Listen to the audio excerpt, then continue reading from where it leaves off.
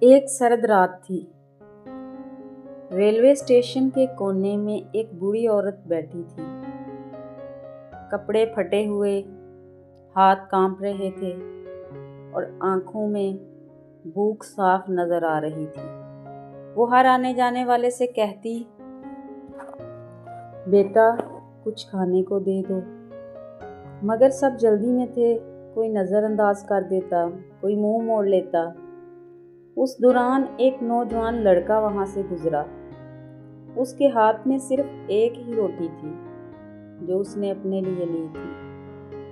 وہ رکا، کچھ لمحے سوچتا رہا، پھر آہستہ سے وہ روٹی اس بوڑھی عورت کے ہاتھ میں رکھ دی۔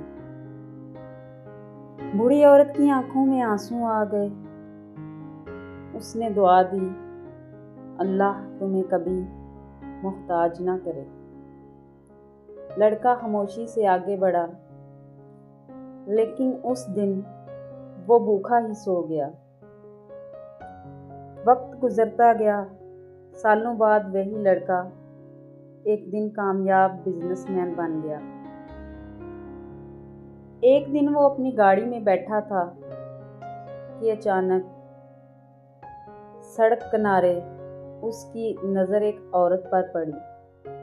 وہ بیمار تھی، کمزور اور قریب بے ہوش۔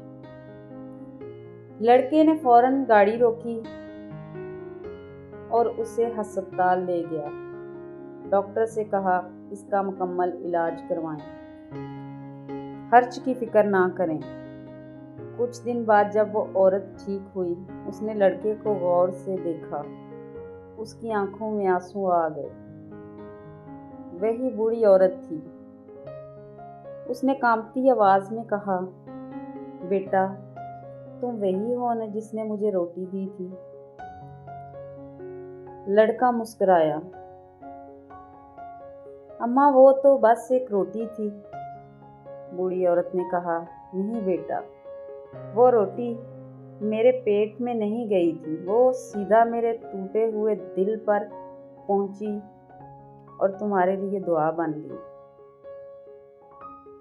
اللہ نے تمہیں اس کا بدلہ دیا ہے۔ لڑکے کی بھی آنکھیں نم ہو گئی۔ اسے اس دن سمجھ آیا، جو ہم دیتے ہیں وہ کبھی ضائع نہیں ہوتا، وہ کسی نہ کسی شکل میں واپس ضرور آتا ہے۔